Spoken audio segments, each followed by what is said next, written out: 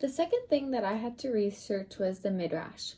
The Midrash is an interpretive act which seeks the answers to religious questions, both practical and theological. It takes apart the meaning of the word of the Torah.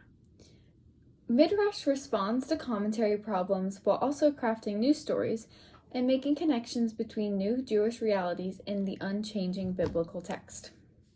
So right here we have a typical set of the Midrash, kind of like compiled into a set of interpretive acts. Midrash is pretty different from other types of interpretive texts, such as the Mishnah or Gemara, because of the method by which the oral tradition interprets and elaborates upon spiritual text. While the Mishnah is a comprehensive compendium that presents the legal context of the oral tradition independently of the scriptural text. So then the Talmud is a set of books consisting of the Mishnah and Gemara, and the Mishnah is the original written version of the law, and the Gemara is the record of rabbinic discussion following the writing down. So the main difference lies in how there are more things you study, like law and scripture, and then the Midrash is more of an interpretive act of the scripture. Midrash falls into two categories. When the subject is law and religious practice, it is called Midrash Halakha. And then on the other hand, there's Midrash Agada, which interprets biblical narrative and explores questions of either theology, or it also can create homilies and parables based on the text. And then the Halakha from the 2 centuries following the fall of the temple was collected into 3 different books. The Mekhilta on Exodus, the Sifra on Leviticus, and the Sifrei on Numbers and Deuteronomy. And the 3 of those together are known as the Tannitic Midrashim. So then the Midrash Agada, it's the type that is most commonly referred to, and it is from the collection of Midrash Agada, and most of these were compiled between 200 and 1,000.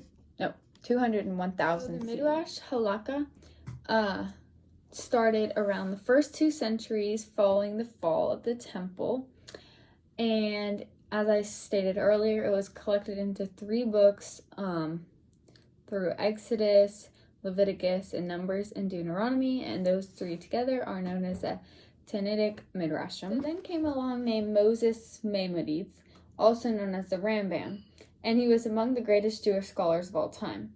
He came to occupy a single, unquestioned position of reverence regarding Jewish history, and he typically drew from earlier sources such as the Mishnah, the Tosefta, the Midrash, and the Talmud.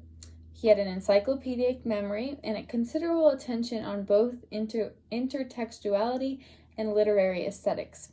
He had an admiration for these works, and he designed the Midrash Tannikhta to be so exhaustive and accurate that it would make all but the Torah itself obsolete. This is what Maimonides is believed to have looked like, so this is just a sketch of his appearance.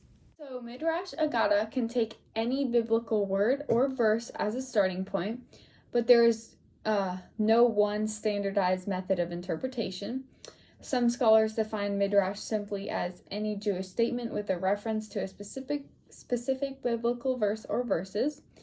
And Midrash Agada usually includes multiple interpretations side by side. There was no attempt to give a unified reading of a given story.